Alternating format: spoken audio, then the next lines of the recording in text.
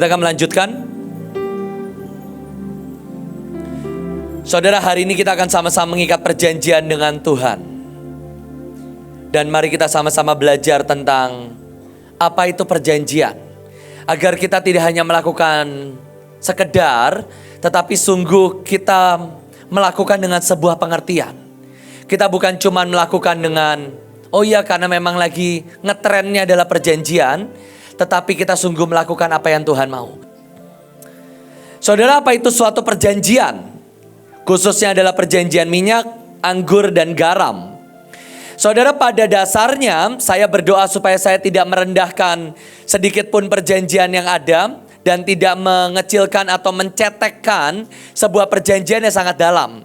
Tapi saya coba berdoa dengan bahasa yang paling sederhana yang bisa kita mengerti, yang paling dalam yang bisa kita selami. Perjanjian adalah sebuah kesepakatan, sebuah persetujuan atau sebuah agreement yang sah, baik di hadapan Tuhan, baik di hadapan manusia, baik di hadapan hukum, bahkan alam semesta. Maka waktu engkau membuat sebuah perjanjian, maka seolah-olah alam semesta boleh dan bisa direkayasa agar Tuhan bisa tetap menggenapi perjanjiannya.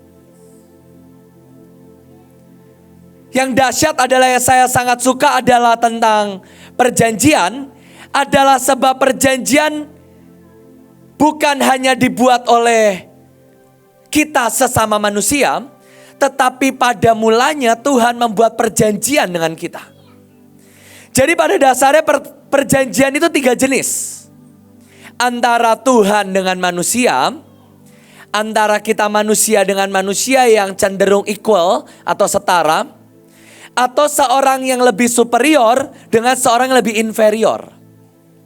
Superior dan inferior contohnya adalah pemimpin dengan anak buahnya atau stafnya. Atau saudara juga bisa membuat perjanjian dengan seorang yang mungkin sahabatmu, seorang yang setara dengan kau. Tetapi yang paling dahsyat adalah sebuah perjanjian yang dibuat oleh Tuhan kepada manusia. Saya berharap kita bisa sama-sama mengerti dan paham. Kita akan belajar pelan-pelan. Yang pertama adalah perjanjian minyak. Mari kita buka sama-sama di Rut 3 ayat yang pertama. Rut 3 ayat yang pertama. Perjanjian minyak ini adalah artinya tentang menudungi, kasa, kanaf, yang artinya adalah semua kecacatan, semua kelemahan, semua kesalahanmu akan ditudungi dan semua tuntutan akan disembunyikan dari musuhmu. Keren ya?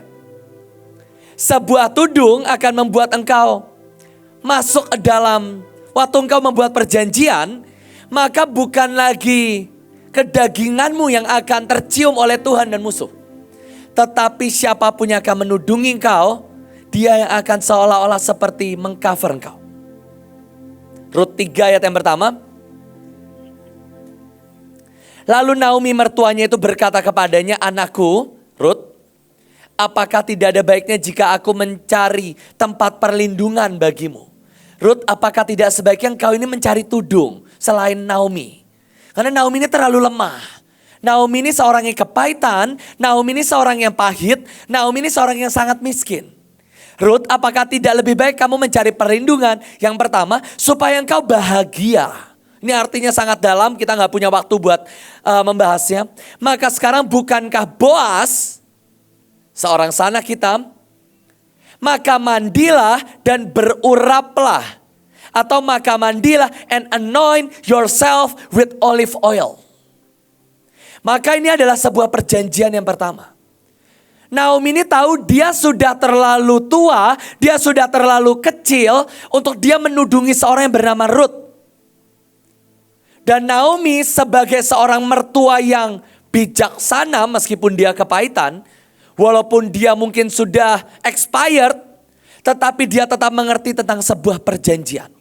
Rut, lebih baik kamu mencari tudung yang jauh lebih besar, yang bisa menudungi ketinggian yang Tuhan mau bawa dalam hidupmu. Rut adalah seorang yang ajaib dan luar biasa, saudara. And anoint yourself with olive oil. Singkat cerita, Rut datang kepada Boas, boleh saya pinjam 1 talit? Boas ini sedang tidur di ladang. Jadi kalau misalnya saudara berpikir, wah Rut ini nakal sekali. Dia masuk ke dalam kamar laki-laki. Hari itu, terima kasih. Hari itu kondisinya adalah Boas sedang tidur di ladang. Jadi Rut datang dan Rut berkata, Boas tudungi aku. Dan dalam bahasa Ibraninya itu kanaf. Maaf saya pinjam talit. Saudara ini sit-sit. Mana sit-sit? Nah ini dia. Ini sit-sit. Kanaf itu ini, ujungnya. Maka pada waktu Rut berkata, Boas tudungi aku. Itu Rut sedang berkata, tudungi aku dengan talitmu, ujung talitmu. Dan waktu Rut sedang berkata kepada Boas, Boas tolong supaya aku ini menjadi orang yang kamu lindungi. Dan kemudian Boas malam itu juga, Boas berkata, ya Rut aku akan menudungi engkau. Tapi pertama aku harus minta izin dulu sama seorang yang seharusnya lebih tinggi. Dan singkat cerita Rut dinaungi. Maaf, terima kasih. Dan pada waktu tudung itu dikedangkan, yang paling dahsyat adalah DNA Moabnya hilang.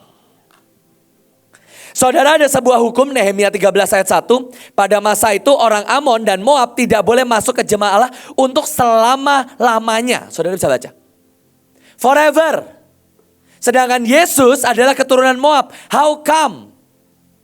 Banyak yang berkata Rut itu ternyata orang Israel. Saya nggak tahu kebenarannya. Tetapi yang di Alkitab ditulis Rut adalah seorang Moab. Dan Rut dan Orpa kemudian melahirkan Goliat. Itu adalah bukti ini memang sungguh orang Moab. Tetapi waktu tudung itu dikedangkan, waktu sayap itu dikedangkan, waktu perjanjian itu dibuat, kemoapannya hilang, saudara. Wow. Tiba-tiba DNA-nya diubah, tiba-tiba kecenderungannya diubah, kutuknya berubah. Saya nggak tahu seberapa banyak engkau mengerti dan engkau paham betapa dalamnya ini, saudara. Banyak orang itu DNA-nya ngaco. Banyak orang itu memang lahir dengan sebuah kutuk yang mengerikan dalam hidupnya. Saya sadar bagaimana kutuk dalam keluarga kami ini mengerikan kok. Betul, seperti yang Stephen selalu katakan, koko saya selalu katakan, semua kejahatan yang dilakukan oleh manusia ada kok di keluarga kami. Suatu kali di Mahanaim pernah ada pencurian keyboard. Dan singkat cerita di green room kami rapat, kita sudah dapat alamatnya orang ini. Kami tinggal tangkap orang ini, pasti masuk penjara. Kemudian rapatlah di situ. Apakah kita mau memasukkan orang ini ke dalam penjara atau tidak? Orang ini nggak tahu kalau kami sudah punya alamatnya. Makanya saudara itu jangan meragukan kemafiaan kami, saudara. Kami ini ilahi-ilahi gini, true self-nya itu mafia semua, saudara. Tapi waktu tudung Tuhan, perjanjian itu 3, maaf sekali lagi. Dengan Tuhan, dengan setara, dengan bawahan. Waktu Tuhan itu mengcover, waktu ada seorang pemimpin yang mengcover, DNA-mu berubah, sifatmu berubah. Saya tuh sungguh melihat bagaimana Tuhan itu sungguh bisa mengubahkan seluruh manusia, saudara. Tapi apakah engkau mau masuk dalam tudung? Kita juga bisa berbicara tentang Samuel dan Saul. Pengurapan Tuhan dengan manusia, saudara bisa belajar dari bangsa Israel, di mana ada tiang awan dan tiang api. Tudung itu juga artinya juga adalah pilar, tiang penyangga yang akan berjaga-jaga di seluruh bangsa Israel. Tapi saya mau bahas tentang Samuel dan Saul. Hari itu Samuel menudungi Saul. Samuel ini mengurapi, ya Tuhan mengurapi, ya. Tetapi itu juga secara sah, Samuel itu juga mengedangkan tudungnya buat Saul. Nangkep ya? Bukan cuma Tuhan menudungi Saul, tetapi Samuel sebagai seorang manusia yang lebih diurapi Tuhan, mengurapi dari Hermon turun ke bawah. Jadi saudara sebagai seorang yang superior, saudara bisa menaungi yang inferior. Saudara misalnya gini, saudara adalah orang yang diurapi Tuhan soal ekonomi. Saudara itu bisa menaungi seorang yang miskin ekonominya. Dan kalau dia mau dalam tudung, hidupnya bisa diubahkan. Itu dunia juga tahu. Mentoring. Dunia sebutnya mentoring. Kalau kita mengerti dengan seorang yang superior, kamu menudungi, kamu membuka sayapmu, dan kamu menaungi. Hidup orang itu akan berubah. Nah Saul, kita semua tahu 1 Samuel 15 ayat 27, Saul tidak taat, oke itu satu hal. Saul marah, itu dua hal. Tapi Saul memegang jubah Samuel dan terkoyak, disitulah tudungnya selesai. Saudara, Saul itu ditolak jadi raja sekian pasal sebelumnya. Saul itu berbuat kesalahan, sekian pasal yang lalu juga udah salah. Mempersembahkan korban tidak taat. 1. Dia tidak membunuh raja. 2. Dia berdalih dan berkata, aku mau mempersembahkan korban untuk Allahmu Samuel, bukan Allahku. Itu satu hal lagi. Tapi Saul mengoyakkan jubah Samuel, selesai ceritanya. Dan begitu terkoyak, 1 pasal kemudian, dan kemudian Saul, roh Allah yang ada pada Saul undur, dan ada roh kegilaan masuk. Statement saya 1, seharusnya Saul sudah menjadi gila sejak dia diurapi jadi raja. Seharusnya. Tapi ada tudung yang jaga dia supaya dia gak gila. Saudara bayangkan ya, saudara Saul tuh udah diurapi jadi raja. Dia sudah dipilih. Dia penakutnya, pengecutnya, sembunyinya. Itu roh kegilaan sudah sebenarnya. Tapi ada tudung yang dia mau jatuh juga. Mau jatuhkan tiang penyangga. Ada sayap yang buat kamu tetap tercover. Saudara berkata gini, saya udah di cover, kau tetap saya jatuh dalam dosa. Iya, tapi kau tidak akan tergeletak. Beberapa orang tetap marah, beberapa orang tetap berzina, beberapa orang tetap bangkrut keuangan. Tapi waktu engkau dalam tudung, kamu gak akan sampai tergeletak. Asal kamu benar. Seperti yang ibu pernah katakan, bagus sekali. Tudung itu ya diam ke sini. Ya tiang awan akan pergi kemana dia harus pergi. Tiang awan, tiang api. Kalau saudara pecicilan ya selesai. Nanggap ya? Tudungmu ya akan jalan kemana Tuhan mau. Tapi kalau saudara pecicilan, tudungmu gak akan lari-lari ngejar kamu. Tudungnya akan tetap jalan, tiang awan kok. Tiang awan. Nah pada saat Samuel memerintahkan Saul, bunuh raja, habisi semua yang hidup dari bayi, ternak, kill them all. Dia gak taat, itu satu hal. Masih bisa diampuni gak? Bisa. Daud buat kesalahan kok, nanti kita masuk ke Daud. Daud berzina juga. Tapi waktu kamu dalam tudung, say sorry, minta maaf, bertobat, hukumnya berubah. Makanya ibu ini selalu berkata, lebih baik aku yang marah daripada Tuhan yang marah. Itu benar banget. Seandainya Samuel hari itu jubahnya tidak terkoyak, mungkin Samuel akan lebih push on sama Saul. Begitu dia jubahnya koyak, saudara ngerobek talit itu gak gampang loh. Tapi begitu koyak dia, Samuel tahu ini tanda dari Tuhan. Selesai. Dan begitu Saul keluar dari tudung, roh kegilaan menghabisi Saul. Dan saya mau katakan seharusnya roh kegilaan itu sudah dari lama. Tapi kenapa kemanapun Saul pergi berperang, dia tetap menang. Tudungnya itu loh. Hari ini saudara gini, saudara doa sama Tuhan. Ini perjanjian minyak. Mau gak engkau tuh ditudungi sama Tuhan? Saya udah perjanjian minyak, tapi saya tetap bangkrut. Ya kamu bener dengerin tudungmu gak? Banyak orang kan gitu ya. Ngomong tudung, ujungnya malah badung. Kuotik. Saudara disuruh A, saudara B. Disuruh taat sama C, malah D. Ya kamu gak di dalam tudung. Tudung itu awan. Tiang awan, tiang api. Tiang api itu lebih keren. Pillar of fire. Kamu deket ya kamu anget, kamu jauh ya kamu kedinginan. Selesai. Nah waktu engkau ada dalam tudung, hidupmu tuh terjamin kok. Dengan Tuhan, dengan pemimpin. Contoh, saya. Ada beberapa anak, berapa kali kena kasus polisi. Mulai dari kasus gak pakai helm, sampai kasus yang besar. Secara tudung, saya akan tetap menudungi kok. Tapi kalau saudara tiba-tiba datang ke saya, telepon malam-malam, maaf saya cerita dikit, ada suatu hari malam-malam, kasihan sebenarnya. Ada orang choir salah telepon. Joshua yang lain, saya dimarah-marahin saudara. Bagus itu melatih hati saya. Joshua kamu angkat dong telepon saya. Apa ya, malam-malam tuh jam 10 atau setengah 11. Apa ya, saya ini udah di depan rumah. Guys, lihat CCTV guys, gak ada orang Jos. Ambil mobil, jemput kami dong, anterin kami. Apa ya bu, maaf bu. Saya tuh sampai maaf bu, saya gak paham. Coba chat jelasin, karena putus-putus. Kamu kok sombong sih gak angkat telepon saya. Ya bu, aduh apa ya, maaf bu. Sampai 1 jam saya itu lagi nonton sama Keisha. Saya tuh sampai gak tenang. Guys apa ya guys? Minta diantar apa? Singkat cerita salah telepon saudara. Joshua yang lain, aduh saya tuh sampai sungkan juga. Aduh untung saya gak marah-marah kan. Tapi saya tuh gak enak banget. Aduh ini apa ya, saya tuh harus janji jemput orang atau apa kayaknya. Enggak gitu. Tapi waktu ada tudung, kamu tuh akan tetap direkayasa sama Tuhan.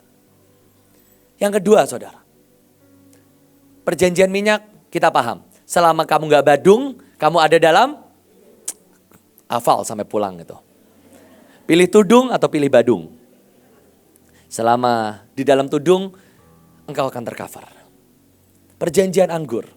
Ini mulai kastanya lebih ngeri saudara. Saya gak berkata ini adalah sebuah level. Karena kalau sebuah level, beberapa orang nanti jadi salah. Maafkan kalau saya salah, tapi saya berkata minyak, anggur, dan garam ini cap materainya. Sisanya klausulnya saudara yang nulis. Perjanjian minyak adalah perjanjian selama kamu ditudung, kamu aman. Kalau kamu badung, ya bukan urusan. Gitu. Tuhan, Bu Iin, saya mau masuk tudung. Dari Senin, Selasa, Rabu. Sisanya punya saya. Boleh nggak? Boleh. Minyak. Tudungnya Senin, Selasa, Rabu. Loh, jangan ketawa. Kalau saudara tahu saudara nggak bisa, ngapain dibuat-buat? Loh sungguh, biar keren Pak. Saya ini keren, yang lain kayaknya anggur sembari nangis-nangis, saya juga mau. Nggak usah, nggak ada faedahnya. Selama kamu masuk dalam tudung, tudungmu akan mengcover engkau. Perjanjian anggur. Ini beda saudara. Saya pelajari, perjanjian anggur ini beda. Oke, perjanjian anggur nanti aja deh. Saya paling suka perjanjian anggur, jadi terakhir aja. Save the best for the last. Garaman dulu kita. Garaman. Buat saya garam ini safe bet. Taruhan yang aman. Tetap ada resikonya tapi safe lah. Perjanjian garam dulu, perjanjian garam. Darah personal, saya suka. Perjanjian garam adalah perjanjian yang klausulnya, kalau tadi gini ya. Selama kamu dalam tudung, kamu di cover. Kamu keluar tudung, ya bukan urusanmu. Bukan urusan tudungmu. Kalau kamu cukup kuat ya oke. Oke, misalnya gini, menurut saudara, Bu Iin sudah terlalu kecil buat kamu. Ya sudah. Ya sudah. Gak apa-apa juga. Gak dosa. Daud juga keluar dari tudung Saul kok. Gitu. Sampai Saul mati tapi. Selama Saul hidup meskipun gila, Daud itu luar biasa. Garam. Klausul garam adalah keturunan. Nah, kalau saudara tidak bisa menjamin keturunanmu tidak bisa ngikutin klausulmu, saudara gak usah garam. Garam itu bersifat, garam itu berbicara tentang suatu yang kekal, setia sampai akhir, tidak akan mengkhianati dan menjahati, dan berlaku sampai keturunan. Khasiatnya banyak saudara, Bu Iin sudah menjelaskan lebih baik dari saya.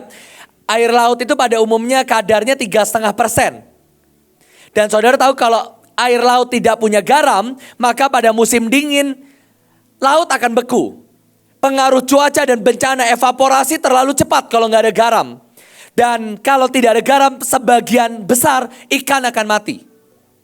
Dan waktu saudara tahu garam itu sangat banyak seperti di laut mati, kamu tenggelam aja nggak bisa. Kamu selalu tertopang. Nah itu keren nih. Sangat banyak saudara faedahnya, tidak bisa kena jamur, nggak beku, nggak kena sakit penyakit, kamu dijaga dan lain sebagainya. Tapi ini yang dahsyat. Sekali lagi perjanjian minyak, anggur, garam itu materainya, capnya. Cap 6.000, cap 10.000, cap $1. Dah singkatnya seperti itu. Tapi sisanya klausulnya kamu yang nulis. Perjanjian tudung, ya tudung. Perjanjian garam, ini keturunan dan selama-lamanya. Pelan-pelan. Tuhan dengan Daud. 2 Tawarik 13 ayat yang kelima.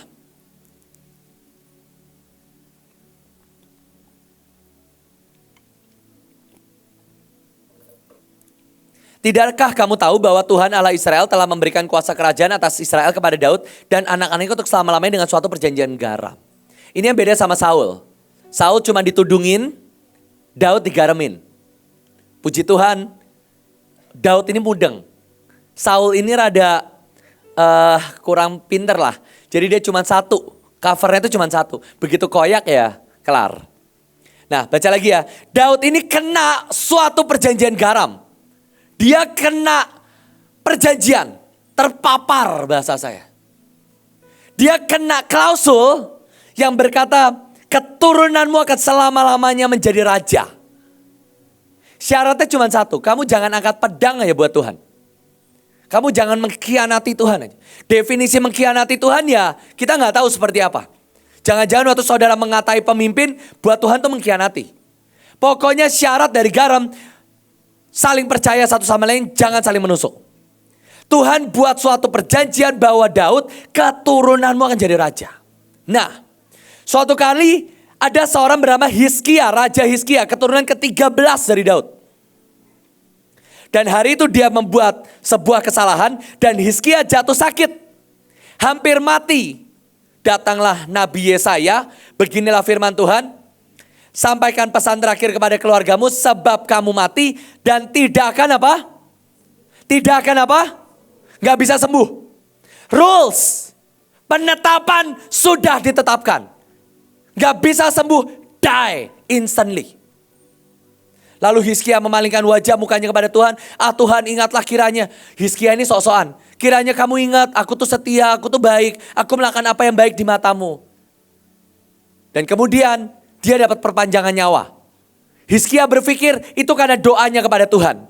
Padahal ayat yang ke-6 di Alkitab ditulis, aku akan memperpanjang hidupmu 15 tahun karena aku akan melenyapkan engkau dan kota ini dari tangan Raja Asyur. Aku akan memagari kota ini karena aku dan karena Daud. Bukan doanya Hizkia. Doanya gak ngefek. Waktu dia mau dibunuh karena kesalahan Hizkia, tiba-tiba ada suatu perjanjian yang aktif dari keturunan kakeknya yang ke-13. Yang perjanjian yang berkata bahwa Tuhan itu mengasihi keluarga Daud, semua perjanjian garam. Dari harusnya mati jadi hidup kembali. 15 tahun. Meskipun ujungnya bla bla bla bla bla bla, dia jatuh dalam dosa, tetapi keturunannya tetap menjadi raja. Yang sial lagi adalah Yerobeam. Meskipun dicintai Tuhan, tapi kurang pinter juga dia. Dan akhirnya keturunannya disapu habis seperti tai. Kita gak usah bahas juga. Yang kedua perjanjian garam yang buat saya keren juga adalah Imam Eli. Harun itu juga kena suatu perjanjian garam. Yang kena adalah Daud dan Harun. Ada juga beberapa yang lain.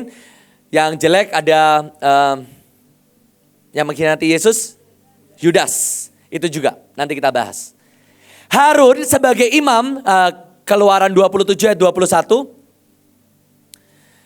Dalam tenda pertemuan di bagian luar tirai, menutup tabut kesaksian, Harun dan anak-anaknya harus menjaga pelita itu dari petang hingga pagi di hadapan Tuhan. Hal itu harus menjadi penetapan selama-lamanya. Maaf, 1 Samuel 3 ayat 13 juga.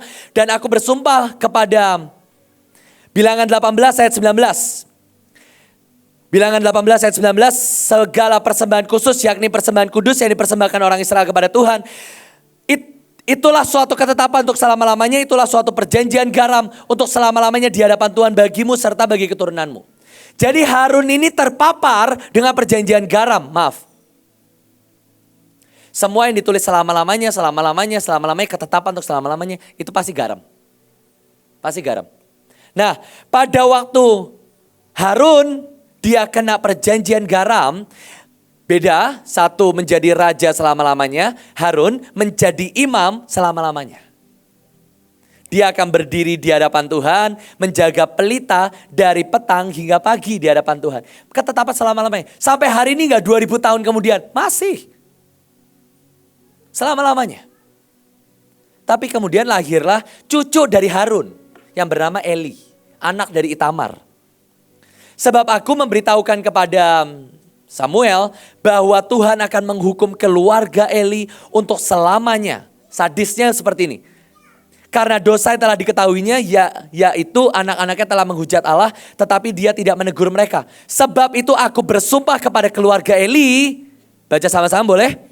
Bahwa kesalahan keluarga Eli tidak akan dihapuskan dengan korban sembelihan atau korban sajian sampai ini yang ngeri dari garam. Perjanjian selama-lamanya, kutuknya juga selama-lamanya. Saudara bayangin ya, saudara minta ampun gak bisa. Itu by law, dengan hukum kamu minta ampun gak bisa. Naikkan korban gak bisa. Dosanya diampuni gak bisa. Automati. Gak ada obat. Imam Eli. Lalu sekarang pertanyaan saya. Berarti hukum dan perjanjian garam Tuhan atas keluarga Harun punah. Kalau benar Imam Eli dihukum seperti ini. Setuju atau tidak? Takut menjawab, sesat di jalan.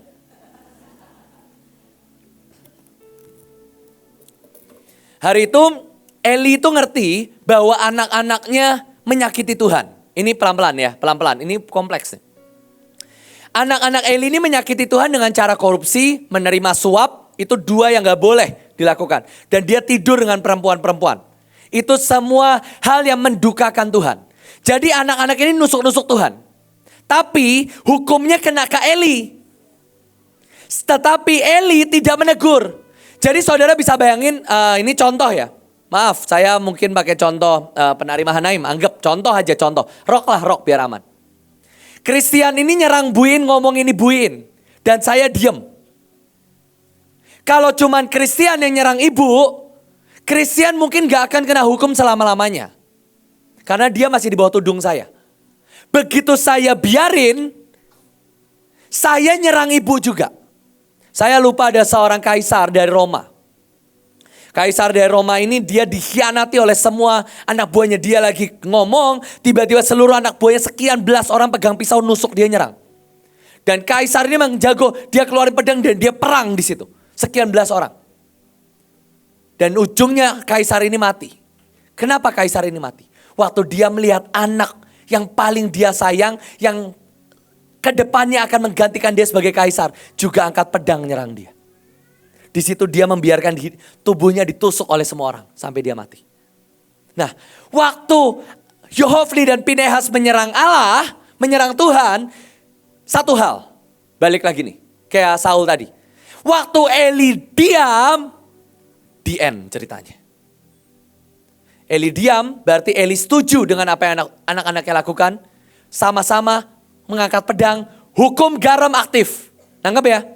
Kita ngomong hukum semua nih.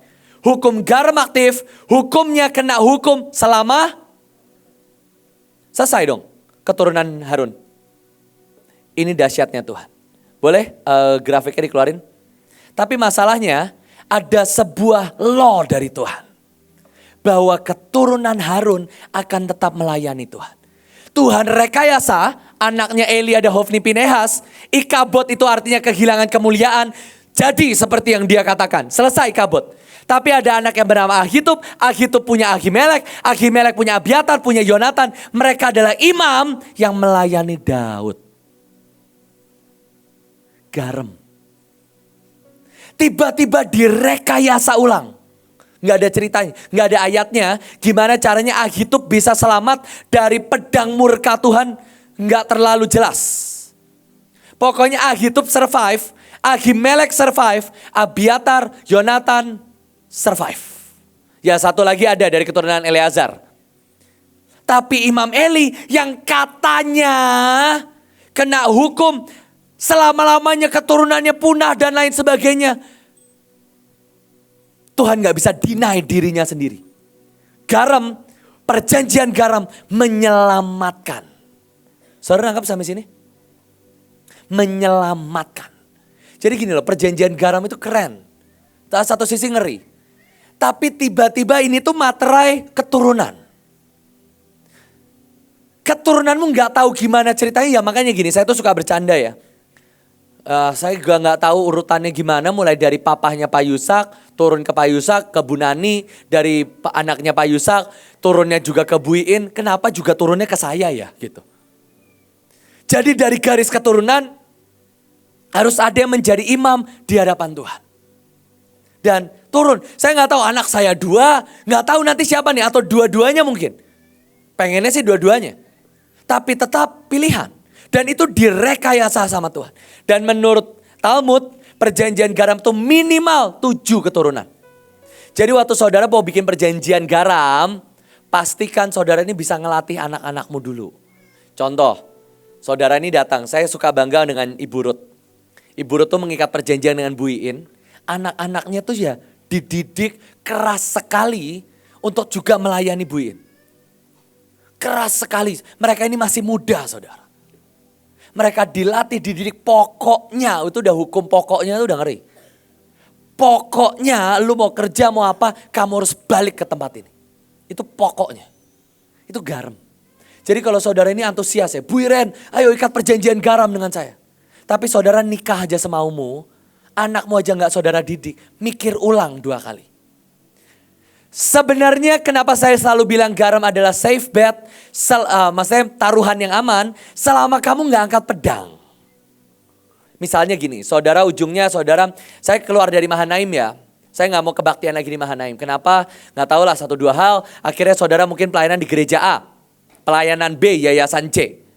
Dan selama saudara gak angkat pedang, saudara gak ngomongin ibu, saudara gak jelek-jelekin, oke. Nanti anak-anakmu saudara didik tuh loh, ada pelayanan namanya Mahanaim, papa tuh pernah ke sana. Oke. Selama kamu gak angkat pedang. Begitu kamu omongin, sesat-sesatin, nah itu hati-hati. Lebih baik tidak usah garam-garaman saudara. Gula saja. Perjanjian gula apa ya? Tetap manis lama-lamanya. Gak ada. Gak ada. Bercanda. Perjanjian anggur terakhir. Perjanjian anggur ini keren ya. Sorry, sebenarnya semua perjanjian itu sama. If God breaks his covenant. Kalau Tuhan membatalkan sumpah, covenant perjanjian, he will die. Kalau Tuhan mengingkari perjanjian sama kita, Tuhan akan mati. The problem is, God cannot die. For he is the source of life. Sebab Tuhan adalah sumber dari kehidupan. Jadi, God cannot break his covenant. Keren ya? Tuhan kalau dia melanggar sumpahnya dengan kita, Tuhan mati. Masalahnya Tuhan gak bisa mati. Jadinya Tuhan bisa batalin perjanjian gak? Gak bisa. Itulah yang grande dari Tuhan. Kasih jempol, Tuhan. Keren. Dua jempol, Tuhan. Dari bawah ke atas Tuhan. Keren. Lagu dangdut kita mulai. Di perjanjian lama. Maaf. Garam satu lagi waktu Yudas mencelupkan roti ke dalam sup. Waktu dia celupin itu garam. Artinya Yesus, aku tidak akan menyerang engkau. Makanya sial banget itu Yudas. Lu ngapain celup-celupan? Udah lu mau mengkhianati aja udah. Begitu dia celup, ya Tuhan aku bikin perjanjian garam. Celup, dia jual, kena hukum garam, tewas. Petrus itu aman, karena dia gak celup-celupan. Udahlah gak usah aneh-aneh. Gaya kan dia celup, wah perjanjian garam, makan. Keluar dijual Yesus, 30 shikal. Yesusnya dibunuh, dia mati. Menyerang. Oke, perjanjian anggur. Perjanjian anggur ini dahsyat. Kenapa?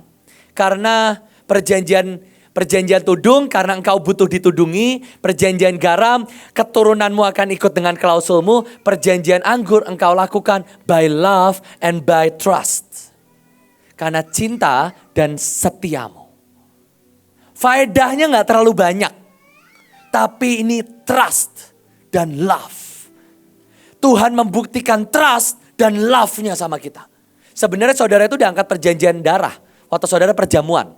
Cuman kita take it for granted aja, kita sepelein. Dan Tuhan bayar itu, Yohanes 3:16, by love. Ya udah, buat apa sih nolong manusia kayak kita? Nolong saya itu apa? Faedahnya Tuhan itu apa? Tapi by love, Tuhan buat blood covenant sama Joshua. Itu love. Nah, Abraham, Kejadian 15 ayat 9, by love, by trust. Karena percaya, Abraham membuat perjanjian sama Tuhan. Binatang dibelah jadi dua. Itu artinya serem. Siapapun yang melanggar, nyawamu akan seperti binatang ini. Terbelah dua. Burungnya gak dibelah. Set. Yang ngerti-ngerti lah. Tapi itu juga artinya, dua jadi satu. Karena mereka jalan di tengah-tengah. Sebuah penjelasan dibilang ini. Perjanjian darah itu kayak one soul in two bodies. Satu jiwa di dua tubuh. Dengan Tuhan dulu. Abraham, begitu Tuhan membuat perjanjian dengan Abraham, namanya diubah dari Abram jadi Abraham. Itu ada nama Allah ditaruh di situ, nama Tuhan. Hey, dimasukin dalam situ, berubah. Dan waktu kamu dua jadi satu jiwa di dua tubuh, apapun yang diingini oleh Tuhan harus kamu lakukan. Makanya waktu Tuhan minta Ishak dipersembahkan. Kenapa? Perjanjian. Kita pelan-pelan. Bangsa Israel dengan Tuhan, sama Keluaran 34 ayat yang pertama. Covenant itu artinya to cut, motong. Karena hari itu Musa tahu bangsa Israel itu kurang ajarnya kayak watu. Bukan lagi domba yang dipotong, batu yang dipotong. Berfirmanlah Tuhan kepada Musa, potonglah, cut batu itu. Potong. Tapi tetap covenant itu artinya cut. Begitu dipotong dua loh batu, di ayat yang ke-7, ayat yang ke-9, Tuhan membuat perjanjian kepada bangsa Israel pada Musa. Dan Musa juga buat perjanjian. Yang keren, Musa bikin perjanjian gini, ambillah kami menjadi milikmu. Engkau menjadi Allah, kami jadi umatmu. Itu blood covenant. Manifest kata Sasa. Gak saya injek. Sudah manifest. Keren kan? Maka begitu Musa membuat covenant dengan Tuhan. Bangsa Israel juga dapat blood covenant.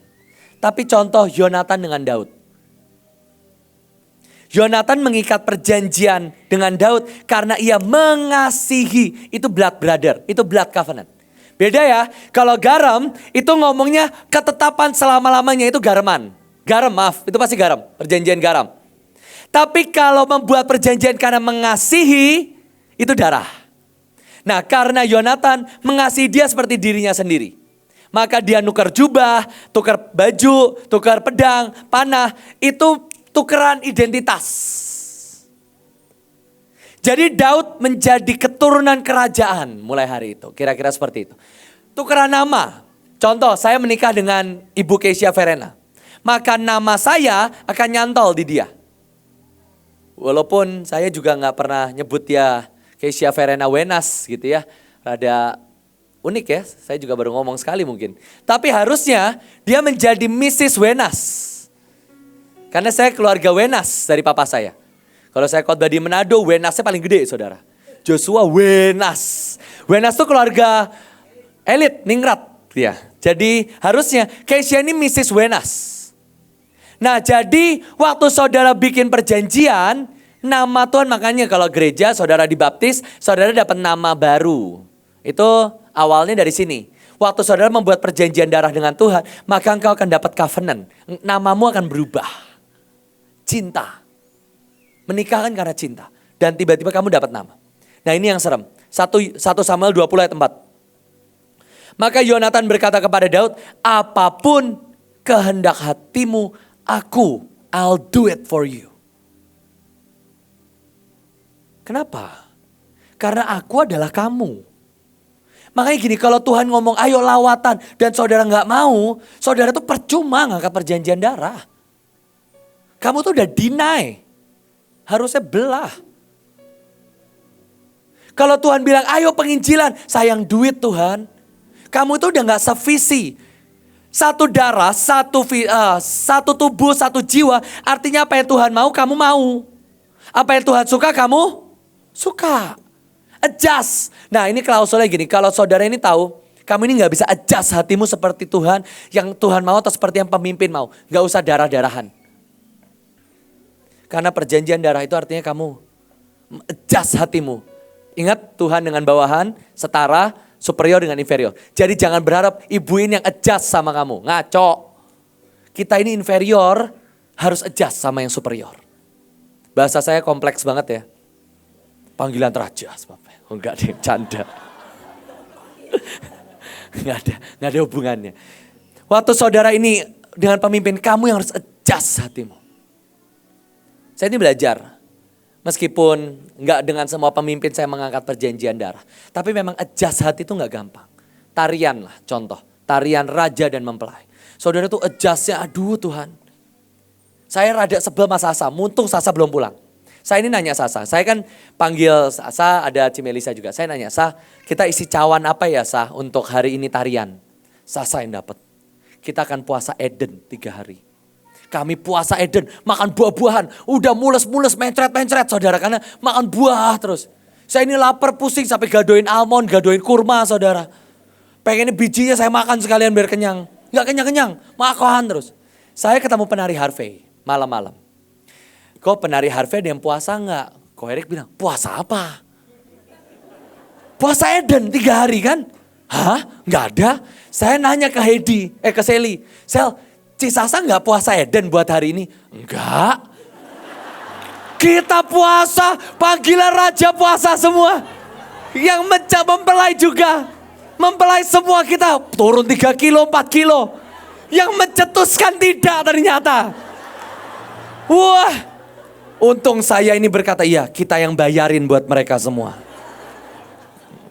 Kita akan tetap sepakat, Yutini till the end. Saya akan tetap sepakat walaupun saya puasa dia tidak. Unity. Saya akan tetap percaya. Adjust. Kalau saya puasa, Sasa tidak adjust hati. Ya, saya puasa Eden.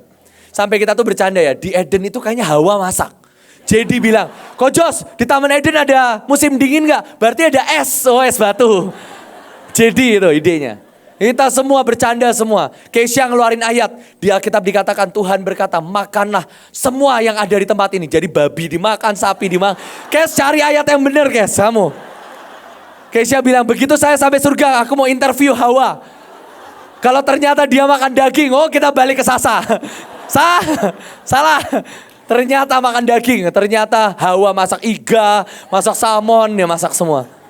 Kita puasa. Kita nih jam 12 malam aku dibangunin Keisha. Jos, nasi gila udah datang. Makan nasi gila kita jam 12 malam. Kita bukber. Makanya suara saya habis itu makan nasi gila semalam. 1 styrofoam penuh kalap saya. Semua martabak separuh saya habisin. Ini rasanya micin ya. Ini. Kacau bener. Ternyata Sasanya gak puasa.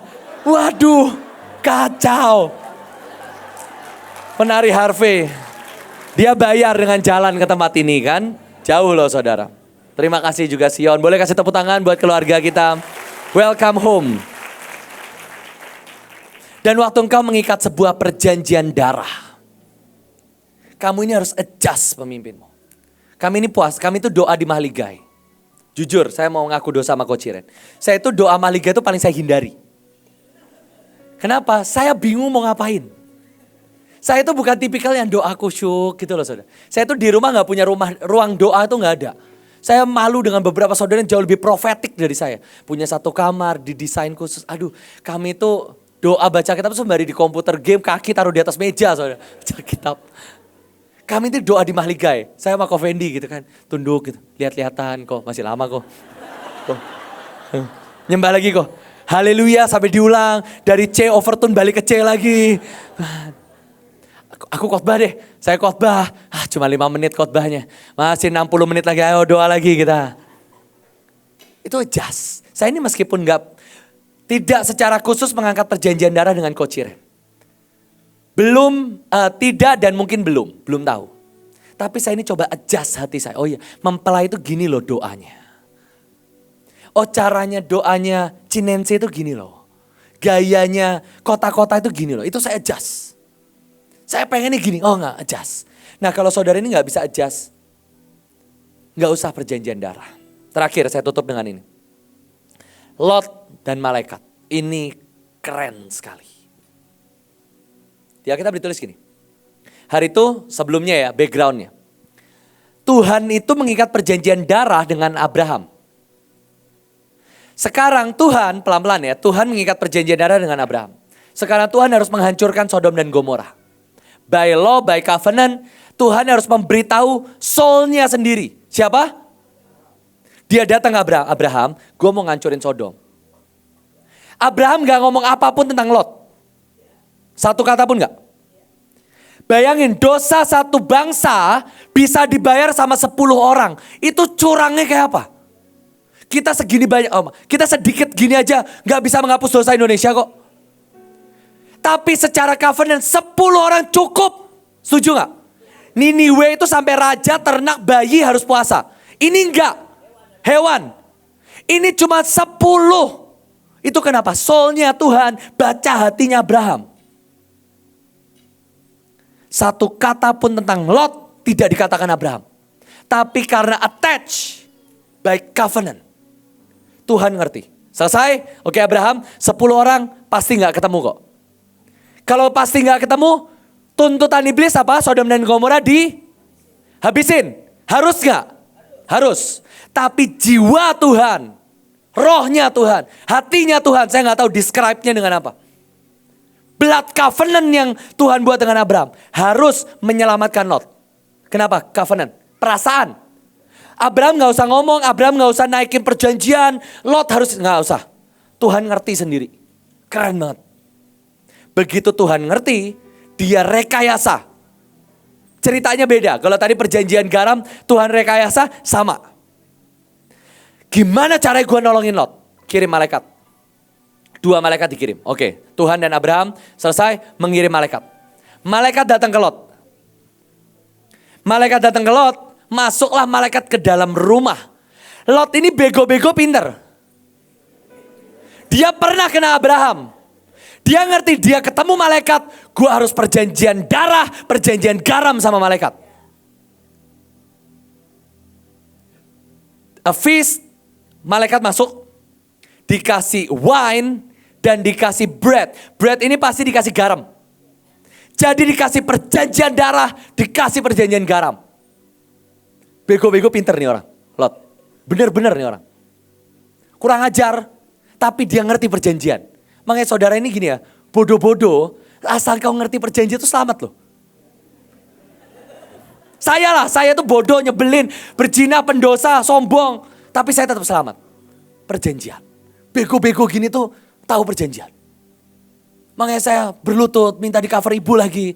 Meskipun mama saya sendiri. Kenapa? Saya ngerti perjanjian. Nah, Lot ini bikin perjanjian sama malaikat 2. Dahsyatnya gini.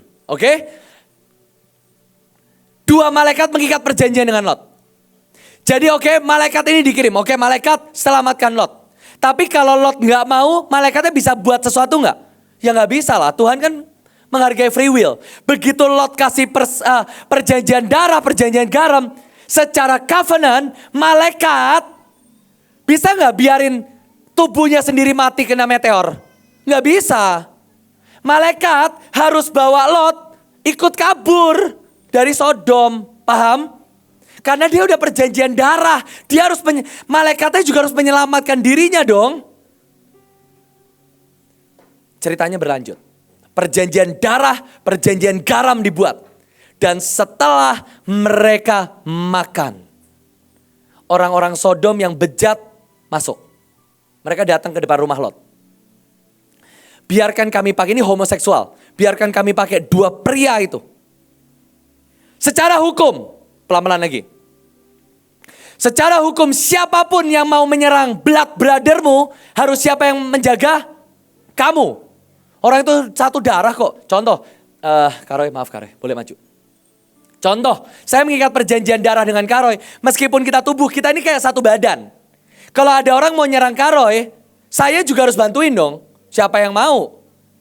Kalau ada orang mau nyerang saya, Karoy harus bantuin. Dan kita akan fight bareng. Thank you Karoy. Hari itu orang Sodom mau menyerang dua orang ini. By law, by covenant. Lot harus menyelamatkan dua orang ini. Dia gak punya pedang, dia gak bisa perang. Yang dia lakukan dikasih dua anaknya perempuan. Lu mau perkosa, lu mau bunuh, lu mau potong, lu mau makan, terserah. Hukum. Sama mengerikan itu. Makanya saudara gak usah perjanjian darah-darahan lah. Kalau saudara gak bisa ngomong begitu di hadapan Tuhan. Nah lanjut. Orang Sodom mau nyerang malaikat. Lot mempersembahkan dua anaknya loh. Saudara bayangin gak sih? Dua anak perempuan. Mau diperkosa, mau dibunuh, dipotong, dimakan. Terserah. Buat apa? Buat orang yang dia baru kenal. Tapi Lot itu bego-bego, pinter. Dia tahu gak mungkin dua anak gue dibiarin. Kan gue udah perjanjian. Dua anak perempuannya keluar. Begitu orang laki-laki ini mau nyerang perempuan, hukum dan ketetapan buat malaikatnya aktif. Siapapun yang mau nyerang Lot, gue yang harus tanggung jawab. Paham? Balas. Pertama siapapun mau nyerang malaikat Lot tanggung jawab. Siapapun mau nyerang anaknya Lot, kan garam tadi. Siapa yang tanggung jawab? Malaikat dan Tuhan. Begitu mereka mau, anak perempuannya udah dibawa keluar. Begitu mereka mau menjamah perempuan, malaikatnya jurus. Bam, semua buta. Jurus. Hukum. Malaikatnya pertama diam. Oh kalau mau nyerang aku ya udah polosannya terserah kalau bisa. Lot tanggung jawab perjanjian diserahin dua anaknya. Lot juga pinter, gak mungkin dibiarin. Nih mau diapain terserah, Lot mungkin gitu kali. Sembari dia ngeliatin malaikatnya, aduh. Anaknya kan tetap. Begitu anaknya mau dijamah, boom jurus. Di Alkitab ditulis, secara instan malaikatnya tuh gini, just semua buta. Pintunya tetap ada loh. Lot itu disuruh panggil menantunya. Tapi memang Lot itu kan tetap bego ya. Dia gak bisa yakinin. Udah gitu dia tetap gak bisa percaya tuh. Sodom itu akan dihancurin, dia gak percaya. Singkat cerita, dia gak bisa. Dan di Alkitab ditulis, lalu malaikat memegang tangan Lot. Megang. Kenapa? By perjanjian kayak tadi saya sama Karoy. By perjanjian kalau saya mau selamat, saya juga harus bawa Karoy. Kalau saya mau kabur dari Sodom, Karoy yang satu jiwa dengan saya harus ikut kabur. Pegang tangannya. Bawa kabur. Set, hilang. Tapi sayangnya perjanjian ini keturunan. Dua anaknya selamat. Istrinya ngelihat ke belakang dan seolah-olah dibiarkan. Dan dia mati. Saya punya pertanyaan. Dan kira-kira. Kalau Lot hari itu mau nengok ke belakang, mukanya diginiin sama malaikat. By law dia gak boleh mati. Pegangin. Gak boleh lihat gimana. Kalau istrinya ya udah, karena istrinya nggak megang perjanjian, keturunannya ke bawah. Makanya suami istri itu hati-hati.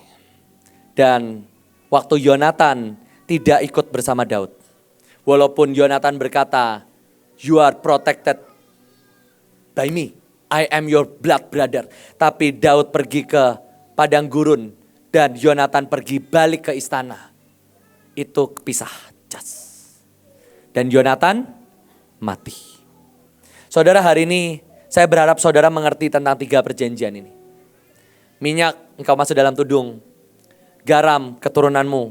Perjanjiannya kekal sampai keturunan. Dan anggur sebuah perjanjian yang kau lakukan karena trust and love.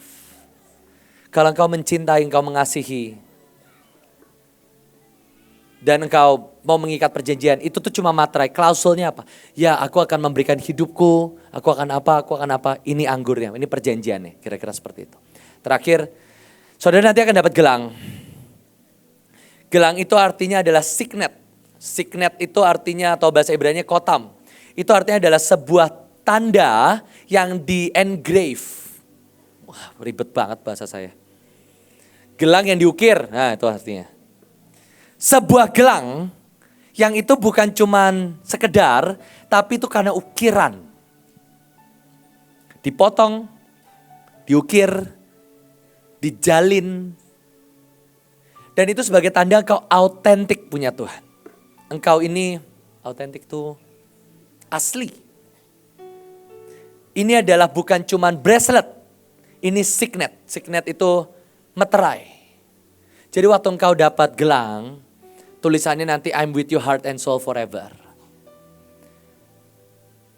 Minta supaya direkayasakan sama Tuhan.